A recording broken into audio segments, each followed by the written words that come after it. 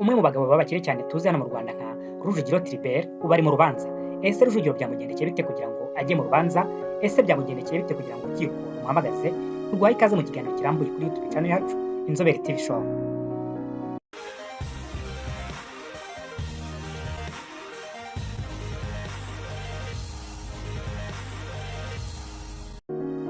Ubushinjacyaha bukurikiranye abantu batatu barimo umunyemari Rujugiro Ayabatwa Tribert, Uwantege Mutambuka Nick na Watson Nicole ku byaha byo gukoresha inyandiko mpimbano no kurigisa umutungo. Dosiye ya Rujugiro na bagenzi be yaregewe urukiko rwisumbuye rwa Nyarugenge ku itariki ya 23 Ukuboza 2019.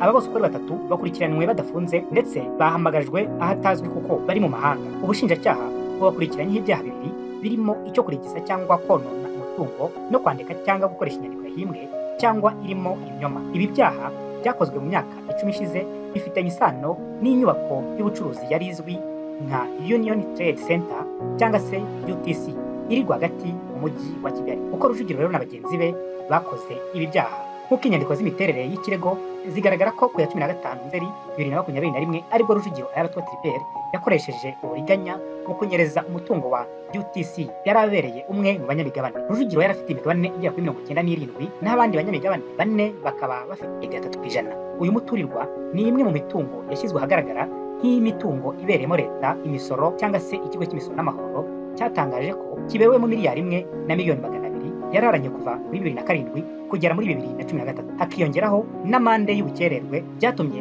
kuri miliyari 6 na miliyoni 878 n'ibihumbi 150 yaguzwe na Kigali Investment Company Limited muri Nzeri mu mwaka wa 2017. Uyu munyemari yagiranye amasezerano na Nick International Limited ihagarariwe Nicole Watson, bavugaga ko umwenda yari afitiwe na UTC ku mafaranga yakoreshejwe mu kuyubaka ungana na miliyari 1 na miliyoni 781 mu mafaranga y'u Rwanda awugurishije na Watson. Rujugiro yumvikanye na Watson ko uwo mwenda ungana na miliyoni 2 n'ibihumbi 938 mu mafaranga y'amadolari ya Amerika, kandi ko UTC izajya imwishyura inyungu ingana 49.86%, ariko bikorwa abanyamigabane batabizi. Ayo masezerano rero yashyizweho umukono na Rujugiro ubwe na Watson ndetse n'Uwantege Mutabaruka Nick wari umuyobozi mukuru cyangwa se managing director wa UTC. Kuva rero amasezerano yatangira kubahirizwa ku itariki 12 Ukwakira mu 2020 kugeza ku itariki 24 Ukuboza mu 2013, UTC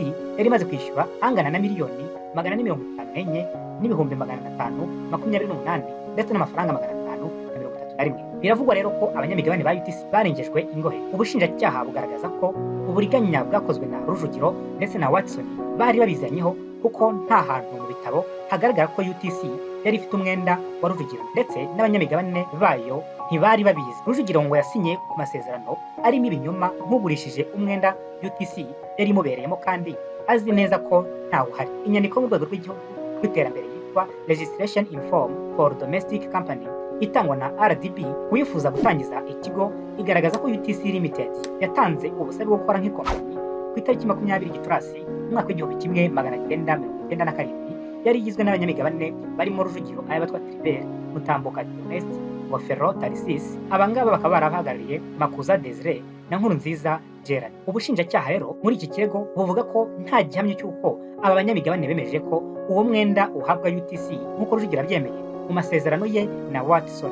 Hari abatangabuhamya bagaruka ku nzira yifashishwaga mu micungire ya UTC n'uruhare rw'abanyamigabane. Makuza Fred wari uhagarariye Makuza Desire yavuze ko uwo mwenda uvuga ko Rujugiro yaba yaragurije UTC bagombaga kubanza kwemezwa n'abanyamigabane bose kandi yabanje gusabwa n'umuyobozi wa UTC. Uyu niwe werekana ikibazo cy'amafaranga gihari. Inama y'ubutegetsi rero yamwemerera gusaba inguzanyo akabona akagana banki. Umushinjacyaha yagaragaje ko UTC itari guhabwa inguzanyo bitaremezwa n'abanyamigabane. Ati Makuza nk'umunyamigabane ntiyigeze amenya igihe iyo nguzanyo yatangiwe. Ibyo byemezwa n'undi munyamigabane wa UTC witwa Nkurunziza Janvier uhagarariye Nkurunziza Gerard, wagaragaje ko atigeze amenya iby'uwo mwenda ndetse kuri konti ya UTC muri banki ntabwo bigaragara ko yawuhaye. Nama yari Rujugiro yakoresheje abinyujije kuri Watson ngo aregise ayo mafaranga. Ku cyaha cyo kugurisha umutungo, umushinjacyaha yasobanuye ko ashingiwe ku masezerano y'inguzanyo y'amahimbano Rujugiro na bagenzi be banyereje angana na miliyoni 454 n'ibihumbi 528 ndetse n'amafaranga 531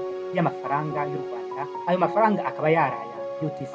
raporo rero yo muri 2016 yakozwe n'abagenzuzi bigenga DPO Partner yerekana ko miliyaridi imwe na miliyoni 881 ajyanye n'inguzanyo ay'abatwa Philbert yagurije UTC nk'umunyamigabane wayo hatagaragajwe ikimenyetso cy'uko yabanje kwemezwa n'inama y'ubutegetsi ya UTC inatangiye uburenganzira k'uwo mwenda uzajya wishyurwa neza aho kuba ruvugiro. Umushinjacyaha yashimangiye ko hashingiwe kuri iyo raporo nta kigaragaza ko iyo nguzanyo yabayeho koko. Uwantege wari umuyobozi mukuru wa UTC anashinzwe imicungire y'imari yayo, we ashinjwa kuba icyitso mu kurigisa umutungo kuko yemeye gusinya ku masezerano nyamara yari azi neza ko nta mwenda y'urujugiro yagurije UTC. Ubushinjacyaha buvuga ko mu bihe bitandukanye yatanze amafaranga kandi azi neza ko ari gufasha Rujugiro ndetse na Watson kunyereza umutungo wa UTC. Byagaragaje kandi ko Mutambuka ari we wemezaga ko inyandiko zateguwe na UTC zitwa requisition forme zabaga zigamije gusaba ko amafaranga asohoka kuri konti ya UTC akishyurwa NEC. Mu bihe bitandukanye rero Watson wayoboraga NEC International Limited yandikiye umuyobozi wa UTC ko kuwa 23 Werurwe mu 2017 amusaba kubahiriza amasezerano bagiranye akishyura amafaranga asigaye kwishyurwa. Bagombaga kwishyura kuva ku itariki ya mbere z'ukwa mbere 2021 kugeza ku itariki 30 z'ukwa kane 2017. Ayo mafaranga akaba yaragizwe miliyoni 2,938 by'amadolari n'inyungu yayo y'ibihumbi 989 n'amafaranga 300 y'amadolari. Ubushinjacyaha busobanura ko iyo nyandiko yari iherekejwe na invoice yishimangira ko amafaranga yagombaga kwishyurwa na UTC. Nyamara ibyo byose yabikoraga azi neza ko amasezerano yo kugura umwenda ari ibinyoma. Abaregwa rero muri dosiye bose ubushinjacyaha burabasaba igifungo cy'imyaka 10 n'ihazabu ya miliyoni 454 n'ibihumbi 528 n'amafaranga 500 yikubye inshuro 10, ubwo zahita ziba miliyaridi 5 na miliyoni 544 n'ibihumbi 285 n'amafaranga 10 y'u Rwanda kuri buri wese ku bufatanyacyaha bwo kurigiza umutungo no guhanishwa imyaka 7 n'ihazabu ya miliyoni 2 cyo gukoresha inyandiko yahinduwe cyangwa irimo ibinyoma.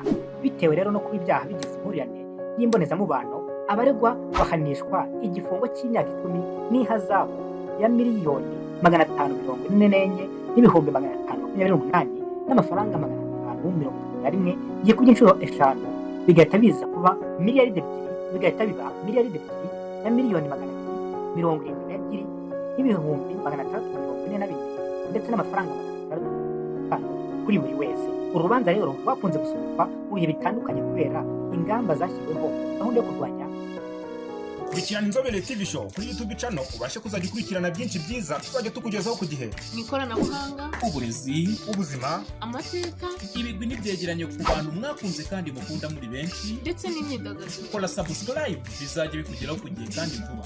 Inzobere TV Show, feel you life, hope and knowledge.